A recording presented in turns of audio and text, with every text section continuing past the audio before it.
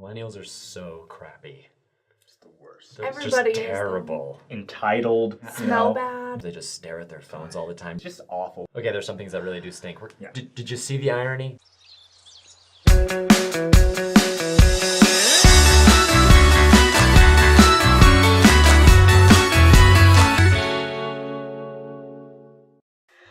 I think that people think the millennials are the worst just because we see it on the internet all the time. Like, reason why millennials aren't getting married, reason why millennials break up with each other, reason why millennials are making the economy suck, reason why millennials suck. It's like article. Did you see that It's the only video? reason. Did you see that video of that blonde girl in her car who had the phone and she was just ragging? I was just like, what is this video? You're trashing on your own generation like we're worse. I'm sorry, folks. I'm gonna start ranting. You gotta hold me back this time, all right? I'm gonna be like, no, Hold him back! Hold him back! Anyway, we do have this idea that people owe us things. Yeah. You know, I'm not saying all of us, but a lot of us have a lack of regard for morals or a lack of regard for tradition, and not just tradition to things that are meaningless, but tradition for things that Traditional are values. important for, a country, for a society to thrive. And I think it can affect our spirituality. When we think we can just take out fundamentals, that kind of means we can just take out doctrine. Yeah. And when people start doing that, it's like taking out religion, which kind of fuels a society in a way where people have values to work hard, to serve others, to praise, good things. And so once you start taking away traditions and values like that, you're going to start taking away other things it's just going to make society kind of fall down a little bit. The rise of secularism is it's a rough spot on millennials because religion is very important, spirituality is very important for a society, and if we don't have those things, we will slowly cease to have the goal of what a society should be. We'll become, I think, far more selfish, far more prideful. We're going to stop helping other people. Stop helping us. The family unit will break. Everything will become... It'd be exactly like if we got rid of Walmart.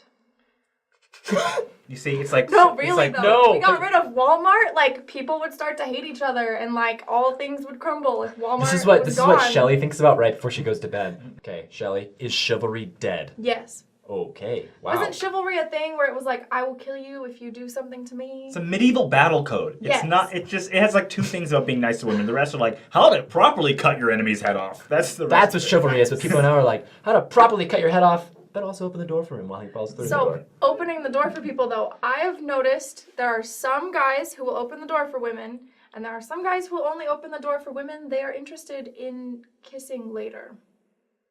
That was a weird way to say that. Too many dates. Too many dates. I think that's a millennial thing, personally, because I've seen older men when I'm like on a subway train or if I'm getting on a bus or if I'm going into a building in like downtown Salt Lake or something, older men will open doors for me and they don't know me. They've never seen me before. They'll open the door and let me get on the bus first or whatever. So kind. But the guys my own age who look like millennials, they won't do that. And here's something I'm very passionate about, and I'm sorry if I'm Opening doors for people? No. You should be passionate about opening doors If I'm going on a for date, women. I will not open the car door for her. I find it weird. Wait, like when she gets in the car? Like gets out or in. Out is weird, but in is normal. And you should do that if you want women to like you. Strange. That's not No, weird. it's not. I had one date where she made me do it. I wasn't doing it. She was waiting. I was like, oh, and she opened the door. She goes, finally. What does someone say to like make you open the door for them? They just go. It was our first date. That, actually, It was our exactly. first date, so. But we kissed at the end, so I won. Where is she right now? Did you really win? I'm not gonna say her name. Did you really win? I won. I won. Nope, because she's not dating her right now. Therefore, you didn't win. You didn't get the, prize. I the think that ring. women are a lot more than just an object, and you can't win them. You have to cherish them. So, seriously, with your, patriarchal ideas that, women have to be won and conquered, it's, so old Am I school. allowed to stab him just really No. fast? Am I-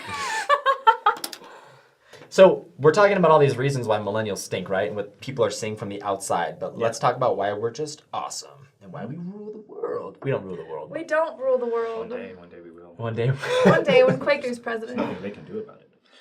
I would. Who's they? One of the most important things about why millennials are great, why we rock, and why I honestly think we're a little better than the previous generations. And I'm gonna say that. One, especially regarding Latter-day Saints, we have a duty to carry out the gospel to the world. We have to reach, all nations, kindreds, tongues, and people. Ooh. So we have... Are you saying other people don't have that duty? We just do? No, every generation has it, but each one kind of has a bigger duty, than the last. Kind of like a sub-duty. No, okay. Okay, don't stop laughing at the word duty. So I want you to remember. You're young. you said your people a and your bigger slime. duty. He said a sub. The subduty is the one that goes under. Okay, no. Makes Latter-day. Shelly. I'm sorry. She's emotional about duties and what she has to do. She's crying at the word duty. You're 21. You're about to get married and you're laughing at the word duty. It's like a button. I just push the button and she just starts laughing. Hey, you keep talking about so Millennials are immature. No, Yeah, we are. But okay, I was gonna say to carry the gospel to all around the world is very important, and to really empathize with other people and to connect with other cultures. You can't be a bigot or you can't be prejudiced, and millennials have a lot less of that infiltrating us than previous generations. Yeah. Which is why I think when President Nelson said this, true millennials are perfect for you. If that term reminds you of who you really are and what your purpose in life really is. A true millennial is one who was taught and did teach the gospel of Jesus Christ premortally, who made covenants with our Heavenly Father there about courageous things, even morally courageous things that you would do while here on earth.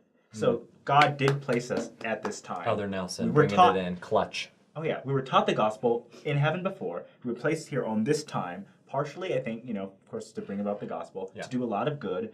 We do have a lot of work to clean up from previous generations. That's just every generation has Every to generation clean up has the that work. same situation. And just because we're young doesn't mean that we should be discredited. All revolutions have started with young people. The founding fathers were our age when they did that. Wait, really? Yes. Thomas Jefferson was a young lad when he wrote How the Declaration. young? George Washington started surveying land when he was like 14 or something. Really? Yeah, our age group really wants to revolutionize the world, and sometimes that ends up with opinion vomit on my Facebook feed, and sometimes that ends up with really solid stuff, like really good points that I really want to hear. But sometimes millennials need to understand that just because you heard someone that someone else said and they heard it from another person doesn't mean that it's now your own opinion and you've created Yes. that idea. I I think revolutions start with organic opinions. I think revolutions start with people who are inspired to do good things, and that's why Yes. Russell Nelson said, President Russell M. Nelson. President Russell M. Nelson. Yep. So many titles. President of the Quorum of the 12. President of the Quorum of the 12 Apostles, Russell M. Nelson, who used to be a surgeon before he was an apostle. So many titles. He really wanted us to know that we were taught good principles before we were born by Heavenly Father himself.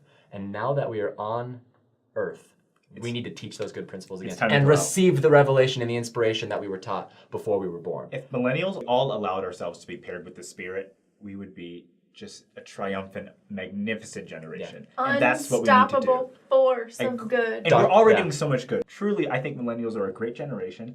We do sometimes take that fury and put it to stuff that is not good.